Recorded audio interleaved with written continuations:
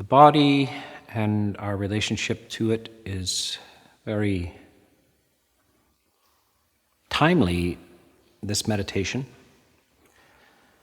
We are in the time of the COVID-19 pandemic, and mortality and the threat of illness to the body is on everybody's mind. So in some ways that's why I'm staying with this topic of the body. We explored it in a few different ways up to now, and I talked about dividing the body into its 32 parts. But that is more or less for disentangling one from excess concern, vanity, and over-concern with the beauty and etc. of the body. The next part is to give you some detachment from the body. Now, the problem with the 32 parts of the body meditation, and this is rarely taught in the West. Usually 32 parts of the body is not taught because the Western culture has a very big problem with the body. So either people are nauseated by the idea, or they already have issues with their body. They have all kinds of concerns and complexes around their body, and it causes them all kinds of secondary strange habit patterns, all kinds of conditions of attempting to beautify their body and being distorted images of their body. And so the West is a mess when it comes to relating to the body. The 32 parts of the body meditation is quite popular in Asia, and I've had requests from the Thai ladies to teach it. They often say it's their favorite topic. So it's very interesting to me to find out sort of cultural differences between how certain cultures are not only preoccupied with the body, but more or less sabotaged by their relationship to their body. Anyway, the 32 parts, taking your body apart and looking at all of the organs and so forth in your mind, in imagination, or with assistance from pictures and so forth, is obviously fairly strong medicine.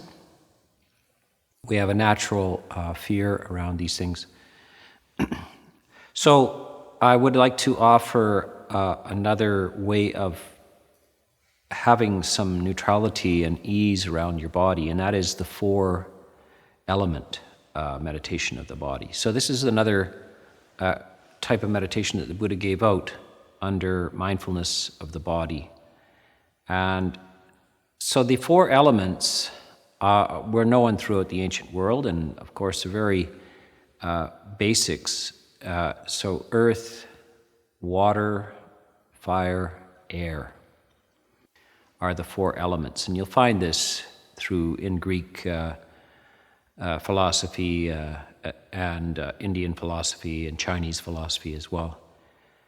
Now, this should not be thought of as just simply unsophisticated science. It's not that. You cannot actually detect iron atoms or any kind of molecular level. The kind of chemistry tables that we are familiar with modern science are simply not your direct experience of reality. Your direct experience of reality is the earth, the water, the fire, the air. That you always are experiencing. And we should, in a little bit more scientific type of terms, earth is that which has resistance, any solidity to it. The water is any kind of fluidity, and it's also cohesion. So one of the characteristics of fluids is that it easily comes back together, so it's cohesive. And the fire is simply heat. And of course, this is also in all degrees of heat. So it doesn't have to be fire, but it's simply heat. So they would refer to your digestive capacity, the heat coming out of your body, as the fire element. So this is what they were talking about. These are the basics of the universe, how a human experiences the universe. There's solidity, and there's fluidity, and then there's this heat element, and then finally the air element. An air element is more or less vibration. It's also thought of as vibration. So you see things, the leaves flickering in the wind and so forth, and this is often thought of as this vibration. And all of these things are what you, without any sophistication, without any intellectual knowledge, without any microscopic analysis, this is how a human experiences the world. And this is, in more or less sort of traditional English poetry, that would be experiencing the elements. So they would have talked about the bracing effect of going out into the elements. And this is the feeling of the wind on your face, the sun on your skin, the cold, the warmth of a fire, etc. This is all the feeling of the earth under your feet. If you walk barefoot on the beach or through the soil, the feeling of this is essential. It is how we evolved. It's genetic with us. So we can return ourselves to the earth, the fluid, the air and the fire. We can return ourselves to this, because what we can see is that quite obviously that's what we're made out of. Every time you drink a glass of water, you have direct evidence of what you're made out of. It's the one drink that is absolutely universal, and it's always, you're able to sustain yourself with it, so water. And of course the water is leaving our body all the time as well, so we see the water coming in and the water flowing out. It's very easy, there's not much analysis required. The earth element is ingested through food. So another strange miracle is that when we take a seed, put it in the soil, a cabbage appears, potato appears. The soil turns into these vegetables, and then we can directly eat it. So we're partaking of the earth. And then we become the earth. The earth element in the body is this, whatever is solid. So the bones, the solidity to the body is the earth element. And of course in the body is also the fluid element. There's lots of fluidity in the blood itself, which is very similar to seawater. Almost identical to seawater. If you just add a little red dye, you've got basically seawater. And of course you can give people transfusions or maintenance of just saline solutions. And so then we have the air element, and of course the air element is incredibly important as a meditation, and we talked about this as one of the body meditations, that is the breath. So that's the most continuous. All we have to do is miss a few breaths and we feel this alarm. And so we are the air. And sometimes, of course, right into the language, right into the poetry, sometimes we feel light and breezy. And we know what that means, to be airy, light and airy, to feel the burdens up off your shoulders, the heaviness. And this is the whole body becomes light and like air. The fire element is the warmth of the body, and we experience it as that, and of course, just from a physics point of view, as soon as we're in a situation where the environment around us is lower temperature than our body, the surface of our body, then the heat leaves the body and goes to that. And when we're in an environment where the environment around us is warmer than the surface of the body, it enters our body. And we feel that intuitively. If you sit near a large boulder, you're out hiking, you sit near a large boulder which is cold, you will feel as if the boulder is cooling you.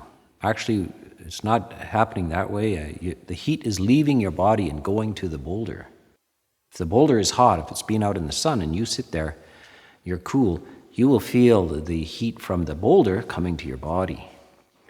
You are actually transparent to heat. You don't exist. In terms of heat, nothing really exists. Everything is just moving from warm to cool.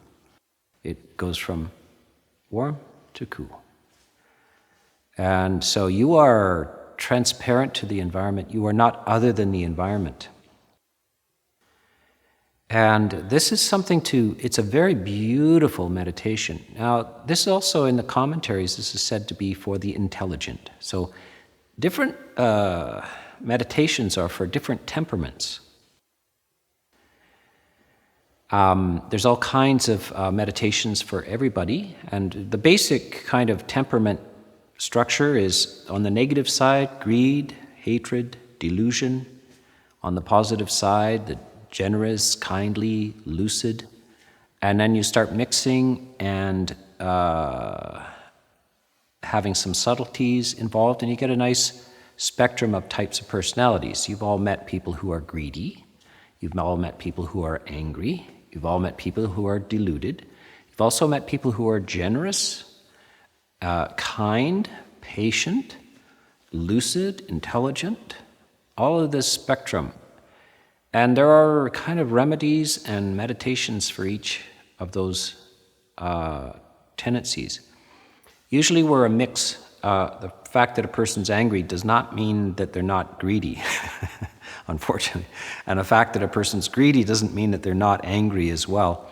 And if they're greedy and angry, then they must have an element of delusion to them as well. So all three are present. And even with a person who is generous and so forth, they may have some degree of irritability or anger, etc. So there's all kinds of mixes of this. This meditation on the elements is for one who's lucid, intelligent. This is more like a scientific investigation. Apparently, this was Ajahn Chah's favorite meditation topic, the four elements. Yeah. It's quite marvelous. It returns you to nature. If you're a nature fanatic, you love nature, this meditation on the four elements, the body as four elements, may be a good subject for you. You can also use any of the four elements as you will see that you respond to the primary elements. You can use this as a Samadhi topic, as well as an investigation topic. So you can use this as a way to dispel the sense of self and ego in the body, or the sense of ownership within the body, your relationship to your body. You can dispel that and return the body to its rightful owner, nature, biology. That's who made the body. That's who runs it. Just the principles which we are familiar with, biology. They're biological principles. This is how the body develops and grows, and this is what controls it and runs it and owns it. And it's delusory to think that there's somebody in there called me that made this thing, that owns this thing, that runs this thing, that controls this thing. And that's, the Buddha is at great pains to explain that it is not the case. You cannot command it, you don't control it, it's not yours. And so that process is what is meant by anatta. Non-self means non-control. There is no controller. no owner of the body. Quite often this term anatta is made to be very complex, difficult to understand, but just basically you can understand that you're not the owner, controller, there is no stable element to the body, and that despite your wishes, and of course these days, nobody wants to get the flu, no one wants the coronavirus, and yet it's quite out of our control. You see, the entire world is struggling with its misperception about control. There's all kinds of frustration, irritability, anger. It appears, you'd almost say that everything's out of control, wouldn't you? The economy's out of control, the illness is out of control, and of course you can't socialize, you can't go where you want, and everything's out of control. This is the evidence that there is no controller, no central controller in the personality. And so, if that's news to you, you are condemned to a life of frustration and confusion. But if it's not news to you, then you're not condemned to that. You can be light and free in the midst of these things. These are the realities. That's kind of the insight side of things. I'd like to switch over to the Samadhi side. Samadhi is what I would call beautiful serenity, lucidity, and clarity. Some of the best states that a human can have, some of the best emotional states that a human can have are these samadhi. It's often translated in English as concentration. Very bad translation. I don't know what to translate it as, but serene lucidity, something like that, serene and lucid. We'll get the poets to work on the right translation. So, how many of you have sat before the fire, stared at the fire, and the time goes by, you lose time just staring at the fire? So that's the fire element, and that's the human relationship to the fire element. It's the heat, but it's also the beauty, the flickering nature of it. There are whole cultures where somebody in the household has the duty to maintain the fire 24 hours a day, the fire, the fire, the fire. Even at this monastery, we have a fire keeper. Yes, in Canada, you really have a good sense of how people come to worship fire. This is a cold, snowy, long winter. The fire is where we're capturing the sun and making it our own here. And then, of course, there are the sun worshippers that go to the beach and lie in the sun and so forth. So the sun is a type of fire, direct fire, and then the fire, the small fire, is beautiful and entrancing. So you can use these elements as samadhi practices. And so then the water, of course, the water being by a river or a pond or the ocean. There's water as stillness and there's water as flowing. So there's something entrancing about a waterfall, a river, the waves on the ocean. And you should maybe explore within yourself which one of these elements is your element. And maybe all four of them are, or three of them, or two of them, or one of them are particular. Whatever helps you. Then there's the air element, and there's two forms of that. One is your breath is one of the forms of the air element meditation. Breath meditation is actually air element meditation. It's just portable. You can't always have the wind blowing on you. But when you go outside, and today, particularly here, this is May, so the air is warming up and there's a little breeze and it's scented with pine trees and the smells of spring. So it's quite entrancing to go outside and just be in the air. to feel it against your skin. You can get the same effects actually from being in the breeze as you can get from watching the breath enter the body. This samadhi that comes from the breath meditation also can come easily from the wind and air. So then the earth meditation is, some people they just find it entrancing to go into the mountains, into the bottom of valleys, to be surrounded by massive earth. There's also just open farmland where it's just, you feel the vast nature of the land stretching out in front of you, and then walking in on the fields. So these are, primary samadhi experiences, and different types of personalities, again, respond to these elements in different ways. So for some, these are kind of commentarial things that have some derivation from the suttas. So they talk about certain minds that are quite intellectual and curious. If they're in a spot like on the top of a hill as a dwelling place, then they're looking out at the horizon and so forth, and it may not be the best situation for them. They might be better off in a small sort of enclosed valley where their tendency for discursive activity, wandering and so forth is kind of contained. The wide open spaces may be better for elements of kind of drowsiness, heaviness, and so forth. To be in the open air and have the breeze blow across your face and so forth may be very invigorating and restorative.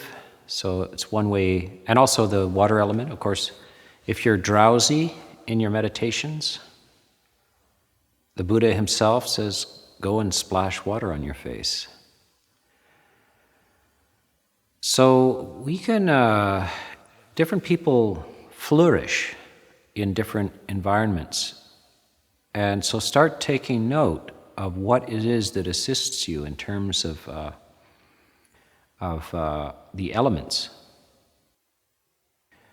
the places that assist your ability to enter into deep serenity and samadhi.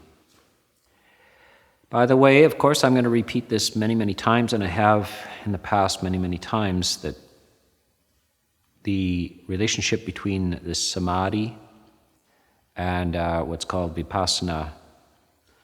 Samatha, vipassana are not two different things. They actually have a hyphen between them, and they're functioning together. We talked in an earlier, in the introduction, about this sentry that's overlooking a gate in a walled city. And that sentry is instructed to not permit certain elements into the city, that which would be destructive or distorted. But there are two that are to be welcomed in, two messengers which work for the king at the center of the city, and they arrive, and that sentry is instructed to welcome them. What are those two? Samatha, Vipassana. Those are the two messengers. Notice not one messenger, two. Samatha, Vipassana arrives. Those two arrive with accurate reports and accounts of the kingdom. So outside the walls, outside of your body, is the kingdom of sights, sounds, smells, taste, touches, and also ideas, various messages. By the way, so we're in the midst of this pandemic, and there's all kinds of bad information, misinformation, disinformation, and lack of information. And then there's good information, accurate information. And you're trying to sort this out all the time, and that thing that's trying to sort this out, find out what the accurate sense of reality about the nature of the world is, this informed sentry. So when you receive this information, accurate information about the world, it's serenity accompanied by insight. And what is this vipassana, this insight? It shouldn't be made into much complexity. It's just clear seeing, to see clearly. Serenity and clarity are not enemies. It's required. And quite often you can't see clearly because you are in a state of agitation. That's why you can't see things clearly. So before you see things clearly, you have to take some cloth and wipe off the lenses, don't you? And focus the telescope or the binoculars. Serenity is the bringing into focus of the binoculars. And then you can see. So if your mind is not lucid, still, clear, you can't see. And when it is, you see things that you don't normally see. In fact, your mind is in a supernormal condition. And so you are working at both of these things all the time. You're listening to talks like this, and you're reflecting on the body, the nature of the body, the elements inside, the elements outside, how you are a biological aspect of the earth, etc. You're hearing this kind of talk, but is it going in? Is it penetrating? Is it arriving at the consciousness? Is it arriving at the center of the city? Is it informing the king rightly about reality? Or are these just ideas? Until they transform you, they're simply ideas. So that's not good enough. It's like a cookbook. It's great, beautiful recipes, but the food is not there. It's like going into a restaurant just reading menus. And people do that. They read Buddhism, and they say to their friend who just went to the 10-day retreat, like, I don't get it. You were saying it was just marvelous, and I read the menu. All I tasted was cardboard. So the menu tastes like cardboard. The ideas are not the thing. It's the ingestion of the ideas, the actual transformation of the ideas, the transformation of being. So you will feel differently. Once you internalize these truths, then the internalization is, how do you know you've been changed? Because you feel different. If you don't feel different, you're not changed. And by the way, always err on the side of caution in terms of transformation. Don't be too eager to be enlightened, Just think, I'm sure there's more to it than this. I'm sure it could be better. The Buddha is advertising this as great stuff. How I feel now, not good enough. It has to be better. It was said to be something you couldn't ask for anything more. So keep asking and asking and asking until you can't ask for anything more. So don't settle for anything less. Always presume that there's more. And what is it? This more is like a lightness of being, an ease. The heart itself is light. The mind, the head is clear.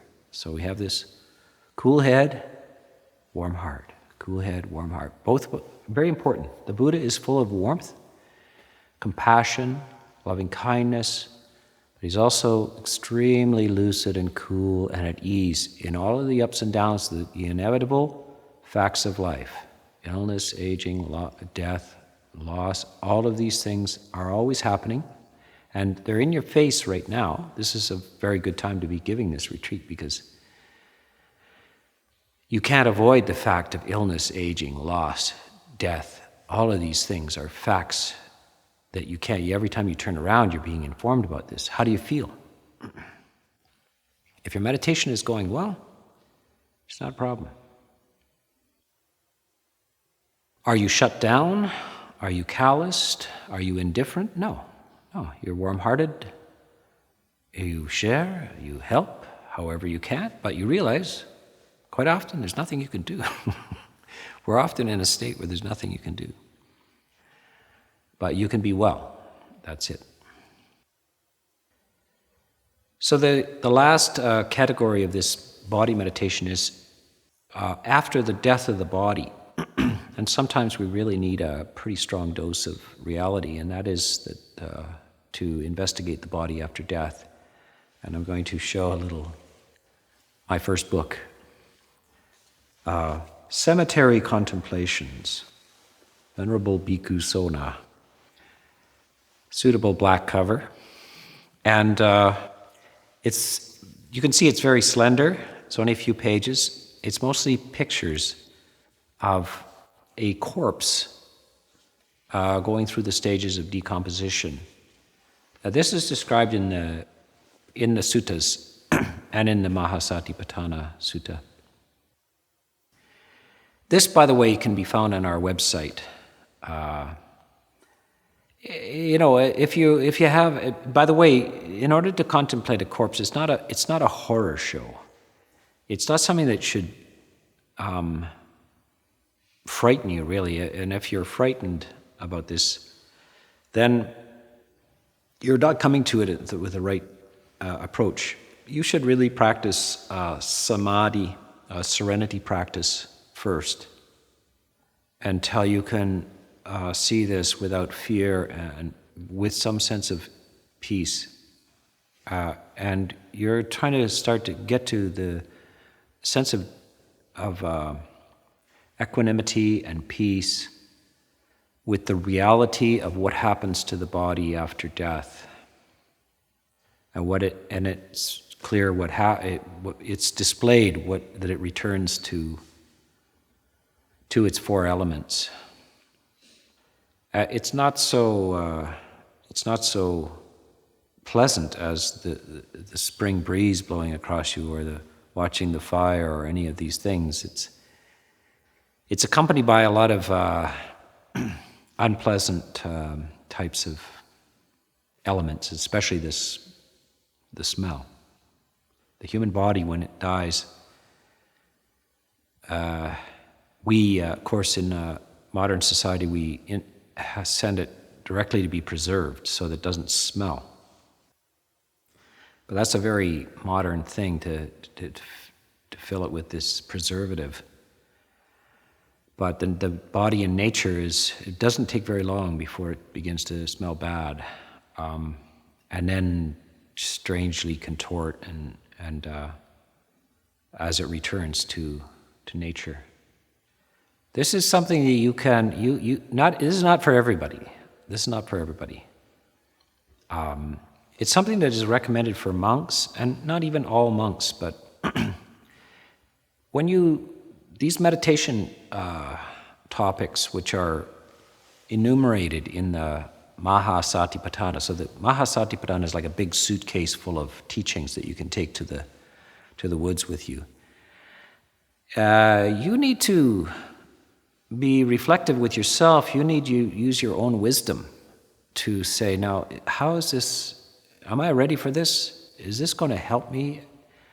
What would be good? And of course, it's very good to have a teacher as well to reflect with you, to help you. If you're deeply depressed and very fearful and anxious and so forth, corpse meditation is not what you should be doing at that time. But if you feel strong, if you feel serene, if you want to know the truth about things, and you can go and observe this, then it may be the time for you to see this. The experience of corpse meditation, of course, right in the sutta it said, you either go and look at it, watch a corpse over a period of time, go back to nature, or you do it you imagine. You can do it in imagination or in reality.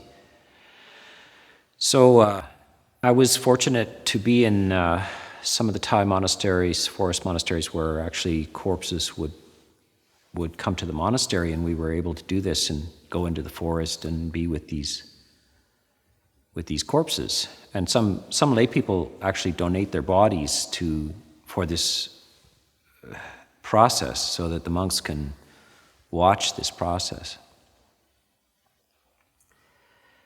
It's going to be difficult in the West to find a good corpse. You probably won't even be able to go into an autopsy. They're very weird in the West about nobody, unless you're a medical practitioner and so forth, you can't really see a dead body, So you're going to have to do this in your imagination or with assistance of pictures or videos or something like this. Again, this is strong medicine, and it's not just something you just plunge into, and you have to contemplate whether it's appropriate for you at this time. This kind of thing, people have trauma, in wars and in disasters and everything. They see dead bodies. Ordinary people suddenly are confronted with dead bodies. And they're traumatized by it sometimes. They shouldn't be. There's simply nothing.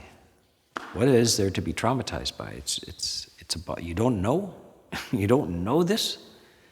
So you have to ask also yourself, what is it that I'm trying to pretend doesn't happen? Death?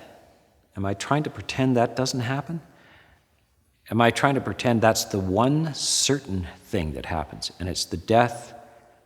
What is the nature of death? Is the one thing we can know is the body definitely dies and definitely returns to the earth. That's something we can know. What goes on with the mind is another thing altogether, but the body itself, you will see the facts of life. These are good to rehearse. This makes you a stronger, more sane, appropriate person, and you need to have this with you, this truth. You need to investigate that truth, to become one with that truth, and then you will have a lot less suffering in your life. So this type of meditation is not to increase it's not to test you or anything. It's actually make your life better and your emotional structure of your life lighter and easier. The truth will set you free. The truth of the nature of the body will set you free. So, in my next talks, I will go on to the other three categories of mindfulness: the feelings, the mind, and what are called Dhamma categories.